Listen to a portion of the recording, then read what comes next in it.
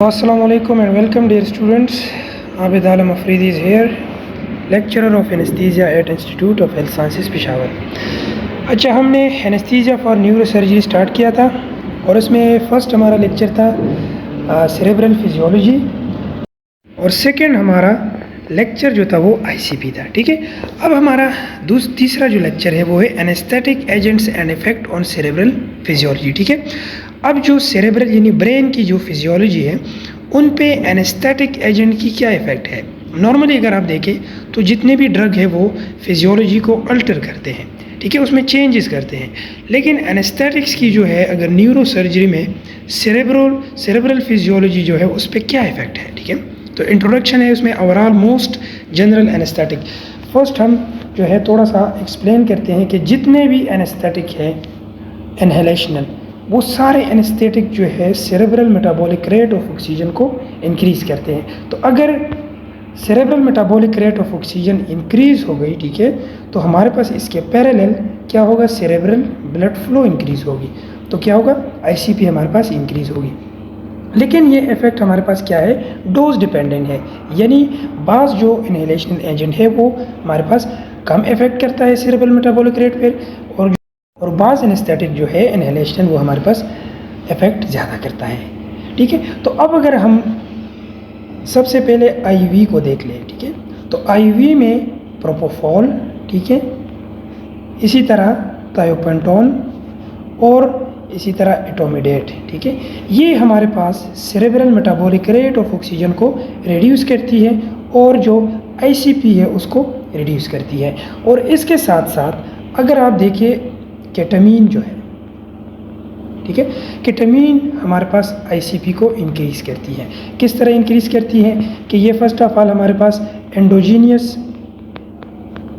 केटाकोलामाइन को रिलीज़ करती है. तो एंडोजीनियस केटाकोलामाइंस क्या करता है, जब रिलीज़ हो जाए एंडोजीनियस केटाकोलामाइन तो ये क्या करता है, कार्डिक आउटपुट को इंक्रीज़ करता है. तो जब कार्डिक आउटपुट इंक्रीज़ हो तो हमारे पास सेरेब्रल ब्लड फ्लो भी इंक्रीज़ होगी. तो सेरेब्रल ब्लड फ्लो जब इंक्रीज़ होगी तो आईसीपी इंक्रीज़ होगी. अब इधर आपने एक चीज़ नोट करनी है कि जब हमारे पास सेरेब्रल परफ्यूजन प्रेशर, ठीक है, हमने डिफाइन किया था cerebral perfusion pressure is equal to mean arterial pressure minus ICP या सीवीपी. ठीक शो.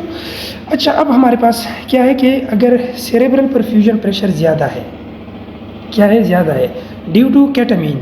अगर हमने केटामीन यूज़ किया है और सेरेब्रल परफ्यूजन प्रेशर ज़्यादा है तो हमारे पास आईसीपी जो है वो रिड्यूस होगी. क्या होगी, आईसीपी रिड्यूस होगी. तो ये हमारे पास बेनिफिशियस है. लेकिन इस तरह हमारे पास कॉमनली नहीं होता, बाज़ पेशेंट में होता है, बाज़ में नहीं होता, तो इसलिए हम केटामीन को जो है वो अवॉइड करते हैं. तो अब इधर क्या है कि ओवरऑल मोस्ट जनरल एनेस्थेटिक है वो favourable effect on CNS by reducing electrical activity.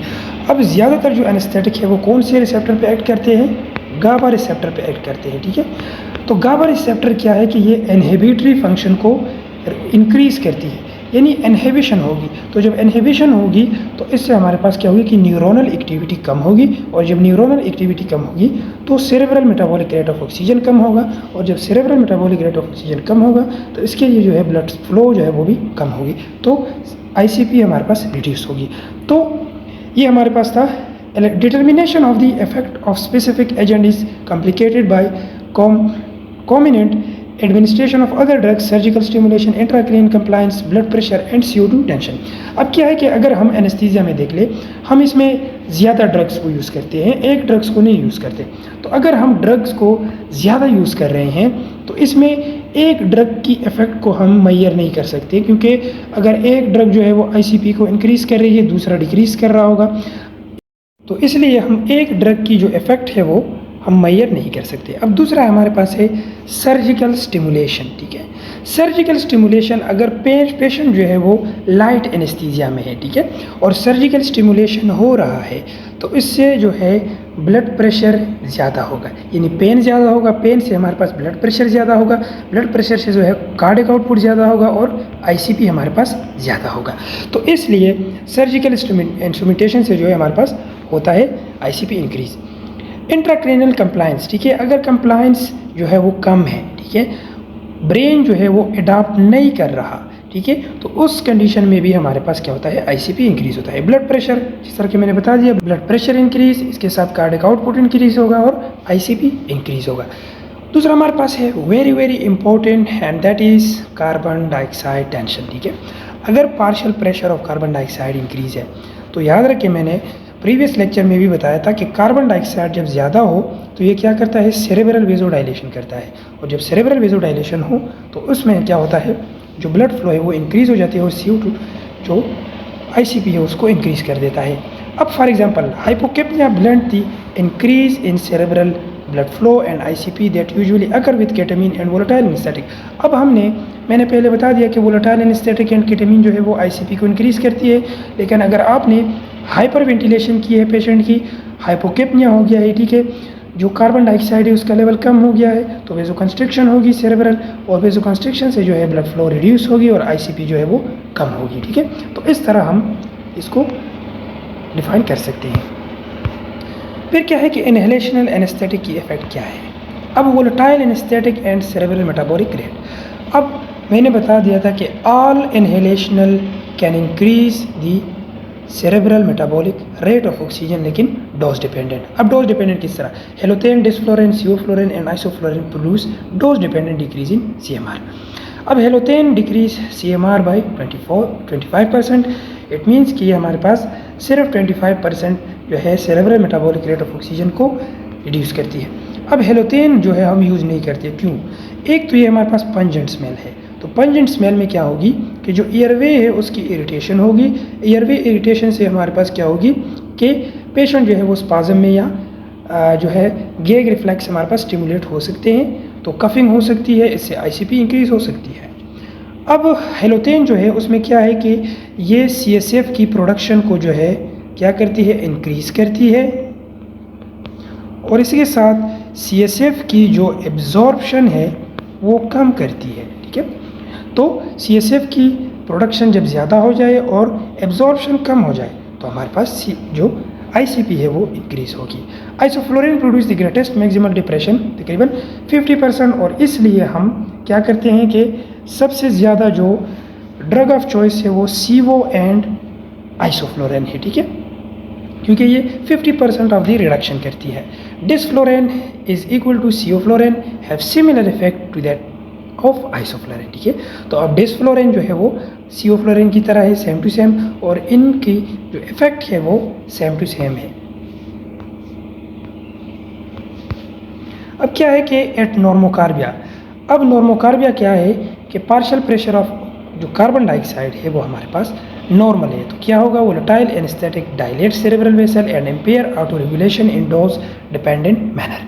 अब क्या है कि नॉर्मोकार्बिया है, नॉर्मोकार्बिया कितनी है हमारे पास जो है 35 to 45 नॉर्मल है, ठीक है। अगर इतनी है तो हमारे पास क्या होगी, ऑटो रेगुलेशन इम्बैलेंस होगी, यानी इम्पेयर होगी, और इसलिए इसके साथ साथ सेरेब्रल वेसल्स की जो है वो डायलिटेशन होगी, तो हमारे पास आईसीपी इंक्रीज होगी।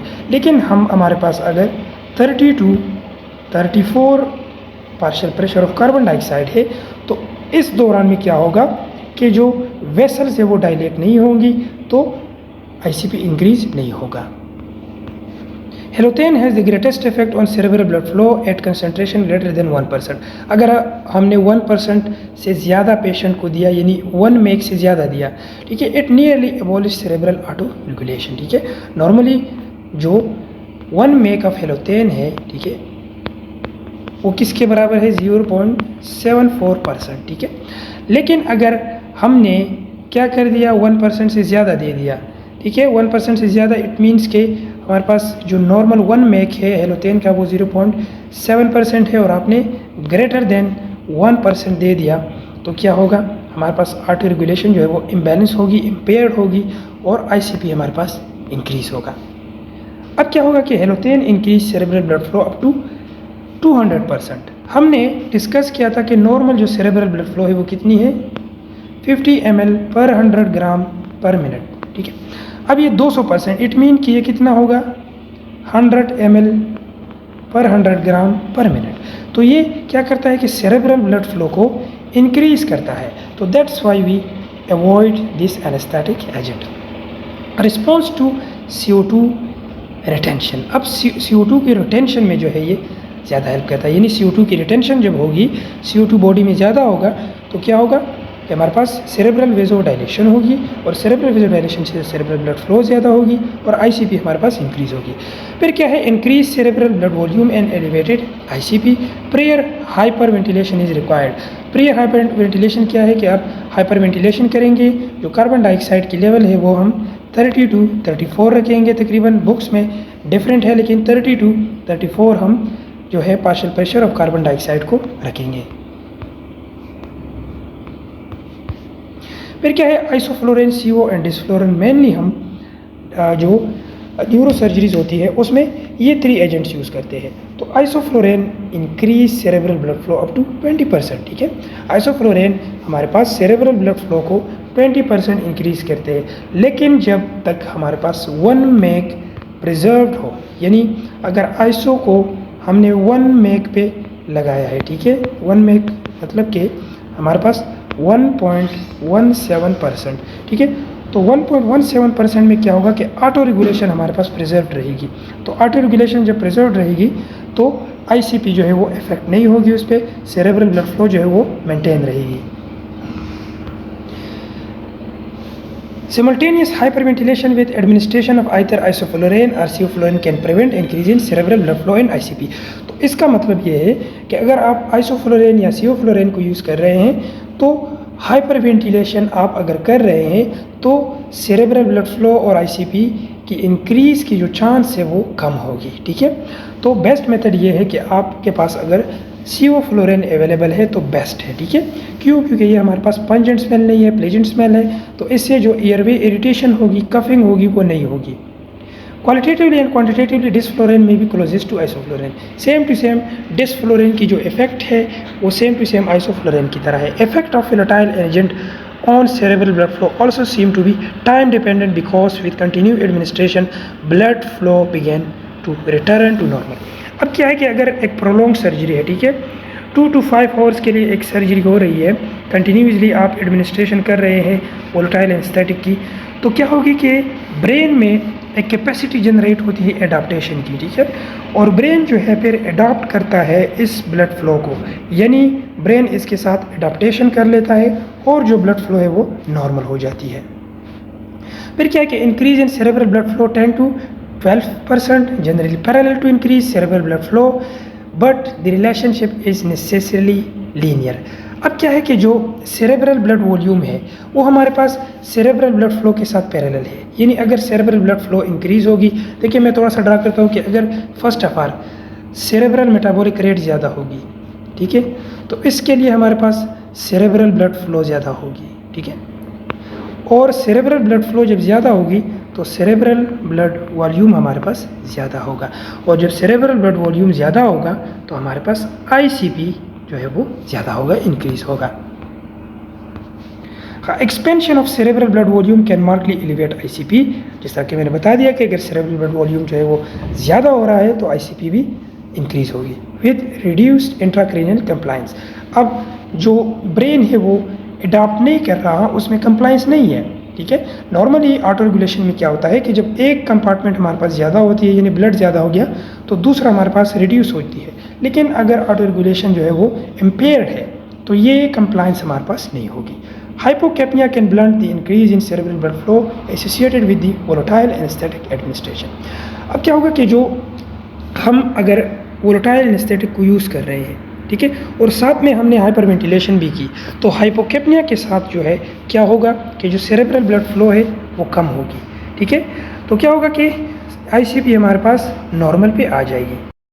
अच्छा, अब लग्जरी परफ्यूजन क्या है कि हमारे पास नॉर्मली क्या होती है कि जब न्यूरोनल जो मेटाबॉलिक डिमांड है, अगर सेरेब्रल मेटाबॉलिक रेट जो है वो ज़्यादा है, ठीक है, तो इसके साथ सेरेब्रल ब्लड फ्लो भी ज़्यादा होगी। लेकिन लग्जरी परफ्यूजन में क्या होता है कि सेरेब्रल मेटाबॉलिक रेट जो है वो कम होगी और सेरेब्रल ब्लड फ्लो जो है वो हमारे पास ज़्यादा होगी। तो ये हमारे पास वोलेटाइल एनेस्थेटिक थोड़ा सा इसको अल्टर करते हैं, यानी चेंज करते हैं। अगर सेरेब्रल मेटाबॉलिक रेट कम है तो सेरेब्रल ब्लड फ्लो थोड़ा सा ज़्यादा होगा, तो ये थोड़ा सा अल्टर करता है, ज़्यादा नहीं करता। इसको हम कहते हैं luxury perfusion. So volatile agent alter but do not uncouple the normal relationship of cerebral blood flow and CMR, ठीक है। फिर है सर्कुलेटरी स्टील फिनोमिना। हमने पढ़ा था कि जो स्टील फिनोमिना है वो क्या है, थोड़ा सा हम डिस्कस करते हैं इधर। फॉर एग्जांपल ये हमारे पास एक वेसल है और ये दूसरा वेसल है, ठीक है। अब यहाँ पे क्या है, इस्कीमिया हो गया, ठीक है, ठीक है। इस वेसल्स में क्या हो गया, इस्कीमिया हो गया, ठीक है। तो यहाँ पे थोड़ा सा इसकी कंपनसेशन के लिए क्या होगी, डायलिटेशन होगी, ताकि ये जो ब्लड फ्लो है वो इधर से जब जा रही है तो यहाँ ज़्यादा जाए। अगर हम क्या देते हैं, वोलेटाइल एनेस्थेटिक देते हैं, स्पेशली आइसोफ्लोरेन, या हम क्या देते हैं, वेजोडाइलेटर देते हैं, तो क्या होता है कि यहाँ पे तो ऑलरेडी क्या है, वेजोडाइलेटेशन है, इधर भी हमारे पास क्या होगी, वेजोडाइलेटेशन होगी। तो इस साइड पे जब डायलिटेशन होगी तो सारा जो ब्लड फ्लो है वो इस साइड पे होगा, ठीक है। तो यहाँ पे हमारे पास इस्कीमिया और भी बढ़ जाएगा। लेकिन ये in case of focal ischaemia, अगर फोकल इस्कीमिया एक आर्टरी में हमारे पास इस्कीमिया है, ठीक है, कोई थ्रम्बस फॉर्मेशन है या वेजोस्पाज्म है, तो ये हमारे पास क्या करता है, कॉम्प्लिकेटेड है। लेकिन ये हमारे पास फेवरेबल है अगर क्या है, ग्लोबल इस्कीमिया है, ठीक है। अब ग्लोबल इस्कीमिया किस तरह होता है, अगर कार्डिक आउटपुट कम है या हमारे पास सर्कुलेशन नहीं हो रहा, तो उसमें क्या होता है कि ये हमारे पास फेवरेबल है। In general all volatile anaesthetic agent are cerebral vasodilator. हमें पता है कि ऑल वोलेटाइल एनेस्थेटिक जो है वो वेजोडाइलेटेशन को काज करती है। In setting of focal ischaemia it divert the blood flow toward the normal, ठीक है। अब फोकल इस्कीमिया में क्या करता है कि जो नॉर्मल साइड पे जो ब्लड फ्लो था उसको डाइवर्ट करती है, ठीक है, जिस तरह के मैंने एक्सप्लेन कर दिया। Circulatory steal phenomena is possible with volatile anaesthetic in setting of focal ischaemia, specially हमारे पास जो आइसोफ्लोराइन है उसके साथ होती है। Circulatory steal phenomena this potentially beneficious effect during global ischaemia. अगर ग्लोबल इस्कीमिया है, ठीक है, सारे बॉडी में इस्कीमिया है, तो उस केस में क्या होता है कि वेजोडाइलेटेशन होगी और वेजोडाइलेटेशन के साथ जो है वो ब्लड फ्लो जो है वो इंक्रीज होगी और इस्कीमिया जो है वो ख़त्म हो जाएगा। तो ये हमारे पास जो फोकल इस्कीमिया है उसमें हमारे पास कॉम्प्लिकेटेड है और भी इस्कीमिया को बढ़ाता है, लेकिन ग्लोबल इस्कीमिया में ये क्या है, बेनिफिशियस है हमारे लिए। अच्छा, वोलेटाइल एनेस्थेटिक एंड CSF। अब हेलोथेन का मैंने बता दिया था कि हेलोथेन क्या करता है, इसकी एब्जॉर्प्शन को कम करता है और इसकी जो फॉर्मेशन है उसको इंक्रीज़ करती है, ठीक है। तो फिर जो है हमारे पास ICP इंक्रीज़ होगी। आइसोफ्लोरिन क्या करता है, on the other hand facilitate absorption, जो CSF है उसकी एब्जॉर्प्शन को ज़्यादा करता है, and is there for an agent with favourable effect on CSF dynamics, ठीक है। तो इसलिए जब CSF की एब्जॉर्प्शन ज़्यादा होगी तो ICP हमारे पास कम होगा। ICP and volatile anaesthetic. अब जो ICP है और वोलेटाइल एनेस्थेटिक है उसका इफेक्ट क्या है। The net effect of volatile anaesthetic on ICP is the result of immediate change in cerebral blood flow, ठीक है, cerebral blood volume, delay alteration on CSF dynamic and arterial CO2 tension, ठीक है। ये सब हमने explain कर दिया कि अगर सेरेब्रल ब्लड फ्लो को इंक्रीज़ कर रही है तो ICP को इंक्रीज़ करेगा। Delay alteration of CSF dynamic, अगर एब्जॉर्प्शन नहीं हो रही तो हमारे पास क्या होगा, ICP इंक्रीज़ होगी। आर्टीरियल CO2 रिटेंशन, ठीक है, अगर हमने हेलोथेन देख लिया कि अगर CO2 की रिटेंशन कर रहा है तो CO2 हमारी बॉडी में ज़्यादा हो रहा है तो सेरेब्रल वेजोडाइलेटेशन होगी और इसके साथ ICP जो है वो इंक्रीज़ होगी। Based on this factor isoflurane and sevoflurane seem to be a volatile agent of choice in patient with decrease intracranial compliance. अब इनमें अगर ये कॉम्प्लिकेशन को, इस कॉम्प्लिकेशन को अगर आप अवॉइड करना चाहते हैं तो आप कौन से एनेस्थेटिक यूज़ करें, सियोफ्लोरेन, आइसोफ्लोरेन एंड डिस्फ्लोरेन। लेकिन याद रहे अगर एक क्रेनियोटोमी कॉम्प्लिकेटेड है तो उसमें आप पेशेंट को जो है टीवा पे करेंगे, ठीक है, बिल्कुल इनहेलेशनल जो वोलेटाइल एनेस्थेटिक है उसको अवॉइड करेंगे। वोलेटाइल इंक्रीज ICP मैंने स्टार्ट में बता दिया था कि वोलेटाइल जो है सारे वोलेटाइल ICP को इंक्रीज़ करती है। नाइट्रस ऑक्साइड क्या है, ठीक है, और इसकी जो न्यूरोफिजियोलॉजी है वो क्या है। तो याद रहे कि जो नाइट्रस ऑक्साइड है, एक तो ये है कि ये वोमिटिंग को काज करता है, ठीक है। अगर एक पेशेंट में वोमिटिंग को काज करता है तो उससे आईसीपी इंक्रीज हो सकती है, ठीक है। दूसरा हमारे पास सेरेब्रल मेटाबॉलिक जो है उसको इंक्रीज करता है, लेकिन मिनिमल इफेक्ट होता है, ठीक है। लेकिन इसके साथ साथ सेरेब्रल वेजो डायलेटेशन करता है, तो आप इसको अवॉइड करेंगे अगर हमारे पास एक पेशेंट ससेप्टेबल है toward the increase in ICP, ठीक है। क्या है इसमें जी, the effect of nitrous oxide are influenced by other agent or change in CO2 tension. अगर CO2 टेंशन ज़्यादा है तो ये हमारे पास इन्फ्लुएंस होगी। Thus when combined with IV agent nitrous oxide है minimal effect on cerebral blood flow, CMR and ICP, ठीक है। अगर हम कम्बिनेशन में यूज़ कर रहे हैं, IV एनेस्थेटिक के साथ यूज़ कर रहे हैं, तो नाइट्रस ऑक्साइड की जो इफेक्ट है वो हमारे पास कम होगी। Adding this agent to a volatile anesthetic, however, can further increase cerebral blood flow। अगर हमने कम्बिनेशन में क्या कर दिया, इसको यूज़ कर दिया, ठीक है, वोलेटाइल एनेस्थेटिक के साथ यूज़ कर दिया, तो ये सेरेब्रल ब्लड फ्लो को इंक्रीज़ करेगा, ठीक है। सेरेब्रल मेटाबॉलिक रेट को इंक्रीज़ कर रहा है, सेरेब्रल ब्लड फ्लो को इंक्रीज़ कर रहा है, तो सेरेब्रल ब्लड वॉल्यूम ज़्यादा होगा और ICP इंक्रीज़ होगी व्हेन गिवन अलोन। अच्छा, दूसरा ये है कि नाइट्रस ऑक्साइड को हम जो है अवॉइड करते हैं न्यूरो सर्जरी में। क्यों? क्योंकि हमने फार्माकोलॉजी रिलेटेड टू एनेस्थीसिया में पढ़ा था कि नाइट्रस ऑक्साइड जो है ये कैविटीज़ में एक्यूमुलेट होते हैं। तो न्यूरोफिजियोलॉजी में क्या होता है कि जब न्यूरो सर्जरी होती है, क्रेनियोटमी सर्जरी होती है, तो उसमें ये नाइट्रस ऑक्साइड जो है ये क्रैनियम कैविटी में एक्यूमुलेट हो जाता है। तो इसकी एक्यूमुलेशन से जो है हमारे पास एक पोस्ट ऑपरेटिवली कॉम्प्लिकेशन अराइज होता है, उसको हम कहते हैं नीमोसेफेलस, ठीक है। तो ये हम क्रेनियोटमी में मोस्टली अवॉइड करते हैं। इसके बाद है इंडक्शन एजेंट के इंडक्शन एजेंट का जो सेरेब्रल फिजियोलॉजी है उस पर क्या इफेक्ट है। तो फर्स्ट ऑफ ऑल हमारे पास बार्बिचुरेट है। बार्बिचुरेट क्या करता है कि ये हिप्नोसिस काज करता है, यानी सेडेशन काज करता है, depression of cerebral metabolic rate, यानी जो सेरेब्रल मेटाबॉलिक रेट है उसको डिप्रेस करता है। क्यों? क्योंकि न्यूरोनल एक्टिविटी अगर नहीं हो रही तो cerebral metabolic rate of oxygen जो है वो कम होगा और इसके पैरेलल हमारे पास सेरेब्रल ब्लड फ्लो भी रिड्यूस होगी। तो इसमें फिर क्या होगा कि सेरेब्रल वेजो वास्कुलर रेजिस्टेंस जो है वो ज़्यादा होगी, ब्लड फ्लो जो है वो कम होगी। एंटी कन्वल्सेंट एक्टिविटी, यानी बार्बिचुरेट जो है इसमें एक एंटी कन्वल्सेंट यानी एंटी एपिलेप्टिक एक्टिविटी है। अगर पेशेंट को रिकरेंट सीजर है, ठीक है, तो उसमें फिर हम क्या यूज़ करते हैं, बार्बिचुरेट यूज़ कर सकते हैं। लेकिन न्यूरो सर्जरी में हम बार्बिचुरेट की जगह प्रोपोफॉल को यूज़ करते हैं। प्रोपोफॉल को क्यों यूज़ करते हैं? क्योंकि प्रोपोफॉल जो है उसका जो हाफ लाइफ है वो शॉर्ट है, तो इसलिए उसकी जो रिकवरी है वो जल्दी हो जाती है। Barbiturate reduce metabolic rate uniformly through out the brain, यानी सारे ब्रेन में जो है ये मेटाबॉलिक रेट को रिड्यूस करती है। Cerebral metabolic rate is depressed slightly more than cerebral blood flow. Such metabolic supply exceed metabolic demand. As you know कि हमारे पास जब cerebral metabolic rate ज़्यादा होगी तो cerebral blood flow भी ज़्यादा होगी।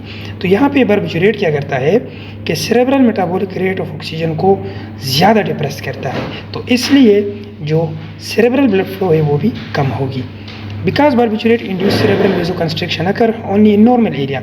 अब हमने वोलेटाइल एनेस्थेटिक में कहा था कि क्या होता है, स्टील फिनोमिना होता है। स्टील फिनोमिना में क्या होता है कि जो इस्कीमिक एरिया थी वहाँ पे ब्लड सप्लाई जो था, ब्लड फ्लो जो था वो हमारे पास नहीं हो रहा था, और वो हमारे पास जो एबनॉर्मल जो नॉर्मल एरिया था वहाँ पे सप्लाई जो है वो ज़्यादा हो रहा था।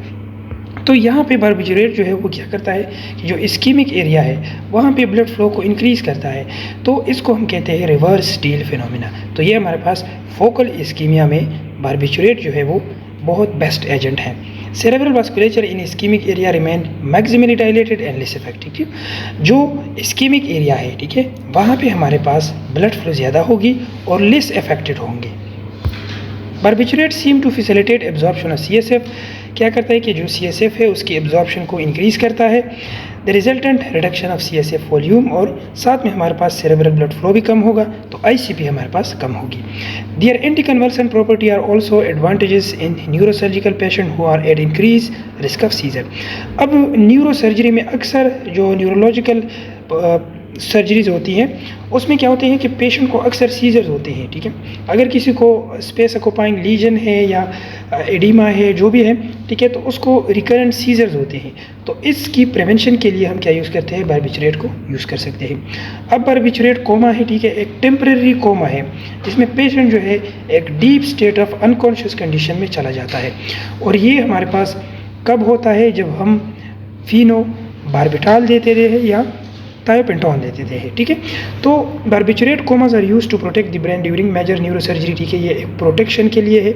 And as last line of treatment in certain cases of status epilepticus that have not responded to other treatment. अगर हम बेंजोडाइजेपिन यूज़ कर रहे हैं या अदर ड्रग्स यूज़ कर रहे हैं एपिलेप्सी के लिए और वो काम नहीं कर रहा, तो बारबिचरेट जो है वो हम यूज़ करते हैं और उससे पेशेंट जो है वो एक टेम्परेरी कोमा में चला जाता है और उस कोमा के ज़रिए जो है पेशेंट की जो सीजर एक्टिविटीज़ है वो ख़त्म हो जाती है। एटोमिडेट है, एटोमिडेट हम भी यूज़ कर सकते हैं क्योंकि इसमें पेशेंट जो है हीमोडायनेमिकली स्टेबल होता है। लेकिन बाद स्टडीज़ में ये लिखा गया है, ठीक है, कि जो एटोमिडेट है ये एड्रेनल सप्रेशन करता है। तो एड्रेनल की सप्रेशन से फिर क्या होती है कि जो ब्लड प्रेशर है वो रिड्यूस हो सकती है। तो आप इसको जब यूज़ कर रहे हैं तो आपके माइंड में ये बात होनी चाहिए कि एड्रेनल सप्रेशन बास पेशेंट में सीवियर एड्रेनल सप्रेशन काज करती है। तो इसमें क्या करती है कि ये डिक्रीज़ करता है CMR को, सेरेब्रल ब्लड फ्लो को, ICP को, ठीक है, जिस तरह थायोपेंटोन रिड्यूस कर रहा था। Its effect on CMR is non uniform affecting the cortex more than the brain stem, ठीक है। तो अब हमारे पास जो कॉर्टेक्स है उसको ज़्यादा क्या कर रहा है, इफेक्ट कर रहा है। जो एक्टिविटीज़ होती है, जो कंट्रोलिंग्स होती है, ठीक है, मोटर फंक्शन जहाँ पे होती है उसको ज़्यादा इफेक्ट कर रही है, ब्रेन स्टेम को इतना नहीं इफेक्ट कर रहा, ठीक है। तो ब्रेन स्टेम में क्या है, हमारे पास रेस्पिरेटरी सेंटर है, कार्डिक सेंटर है। तो कार्डिक पे इसलिए इसका जो इफेक्ट है वो कम है। तो कार्डिक सप्रेशन इसलिए एटोमिडेट जो है वो नहीं करता। Etomidate also decrease production of and enhance absorption of CSF, ठीक है। तो क्या करता है कि जो प्रोडक्शन है उसको डिक्रीज करता है CSF की और जो एब्जॉर्प्शन है उसको इन्हांस करता है। Induction with etomidate is associated with the relatively high incident of myoclonic movement, लेकिन इसको हम सीजर नहीं कहते, ठीक है। ये ट्रांजिट होता है, कम टाइम के लिए होता है, लेकिन फिर भी हम इसको एपिलेप्टिक पेशेंट में क्या करेंगे, अवॉइड करेंगे। प्रोपोफोल क्या है, प्रोपोफोल हमारे पास एक best and first line choice of anaesthetic है जो कि हम न्यूरोसर्जरी में यूज़ करते हैं, ठीक है। बारबिचरेट भी यूज़ कर सकते हैं, लेकिन प्रोपोफोल को हम इसलिए यूज़ करते हैं क्योंकि इसकी जो है हमारे पास हाफ लाइफ कम है। प्रोपोफोल क्या करता है, सेरेब्रल ब्लड फ्लो को कम करता है, मेटाबॉलिक रेट को कम करता है, same as barbiturate and etomidate. However decrease in cerebral blood flow में exceed that in metabolic rate, ठीक है। अब हमारे पास हमने पढ़ा था कि जब मेटाबॉलिक रेट जो है वो क्या हो, कम हो, तो न्यूरोनल एक्टिविटी कम होगी, सेरेब्रल ब्लड फ्लो कम होगा, सेरेब्रल ब्लड वॉल्यूम कम होगा और ICP कम होगा। अच्छा, it has been associated with dystonic and choreiform movement. अब ट्रांजिएंटली स्टार्ट में जब हम इंडक्शन में प्रोपोफोल को दे देते हैं तो मूवमेंट्स होती हैं पेशेंट की। क्यों होती है कि हमारे पास जब गाबा रिसेप्टर पे एक्ट करते हैं तो ब्रेन में एक डिस्टर्बेंस पैदा होती है। ब्रेन खुद को अडाप्ट कर रहा होता है कि वो क्या करे, इलेक्ट्रिकल सिग्नल्स को प्रोड्यूस करे, तो उससे एक ट्रांजिएंट मूवमेंट्स होती है जिसको हम कोरिफॉर्म या डिस्टोनिक मूवमेंट कहते हैं। Propofol seem to have significant anti convulsant activity same as barbiturate, इसमें भी एंटी कन्वर्सेंट एक्टिविटी होती है। More it short elimination half life, हमने बताया था कि इसकी हाफ लाइफ जो है वो क्या है, शॉर्ट है। It is useful agent for neuro anaesthesia. Propofol infusion are use for intracranial hypertension. क्या करते हैं हम कि जो इंट्राक्रेनियल हाइपरटेंशन, एक सीवियर इंट्राक्रेनियल हाइपरटेंशन है पेशेंट को, तो उसमें हम पेशेंट को इन्फ्यूजन लगाते हैं। और सेम हम क्या करते हैं कि अगर एक न्यूरो सर्जरी है और इसमें एक पेशेंट ससेप्टेबल है कि उसकी जो इंट्राक्रेनियल प्रेशर है वो इंक्रीज़ हो जाए और वो इंट्राक्रेनियल प्रेशर जो है वो कॉम्प्लिकेटेड है, तो उसमें फिर हम इनहेलेशनल एजेंट को अवॉइड करते हैं और हम जो है टीवा यानी टोटल इंट्रावेनियस एनेस्थीसिया थ्रू प्रोपोफोल जो है वो करते हैं। बेस्ट इंडक्शन एजेंट है इन न्यूरो सर्जरी। केटामीन क्या है, केटामीन हमारे पास IV एनेस्थेटिक एजेंट है जो कि ICP को इंक्रीज़ कर रहा है, ठीक है। सेरेब्रल ब्लड फ्लो को बढ़ सकते हैं। अच्छा, तो selective activation of certain area. अब केटामीन में क्या प्रॉब्लम है कि कुछ एरिया में ये क्या करता है, डिप्रेशन काज करता है, और कुछ एरियाज़ में ये जो हमारे पास एक्टिवेशन काज करता है। तो इसलिए जो cerebral metabolic rate of oxygen है वो कुछ एरियाज़ में क्या होते हैं, ज़्यादा होते हैं। तो इसलिए आईसीपी हमारे पास इंक्रीज़ होती है। सिलेक्टिव एक्टिवेशन किन किन एरियाज़ की करती है, लिम्बिक एंड रेटिकुलर। अब अगर आप देखें तो लिम्बिक एंड कॉर्टिकल एम्पेयरमेंट करता है, ठीक है, इसमें डिसरप्शन करता है। तो इसमें फिर क्या होता है कि जो cerebral metabolic rate of oxygen है वो ज़्यादा होगी, यानी सीजर होगी कुछ एरियाज़ में।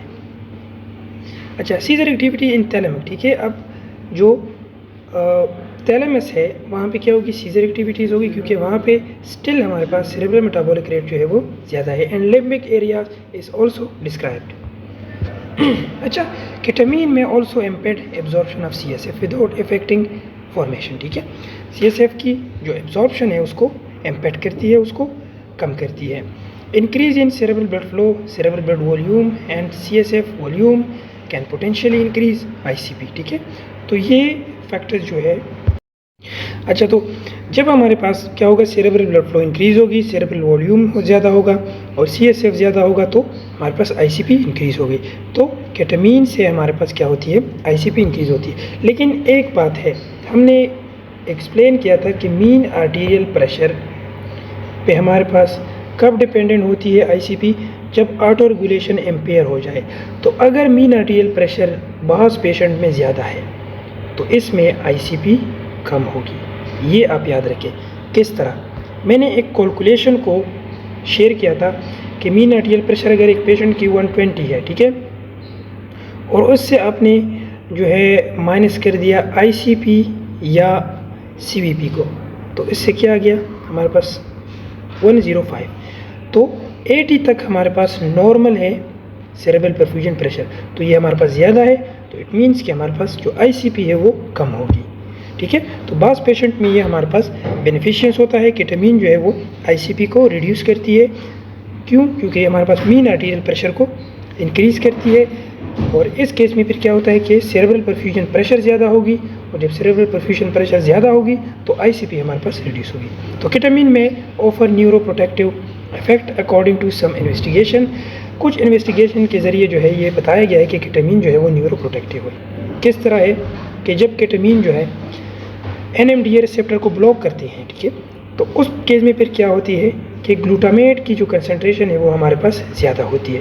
तो जब ग्लूटामेट की कंसंट्रेशन ज़्यादा होती है तो ग्लूटामेट हमारे पास प्रोटेक्टिव केमिकल से अगेंस्ट दी ब्रेन इंजरी, तो इससे फिर न्यूरोनल सेल की इंजरी जो है वो प्रोटेक्ट हो जाती है।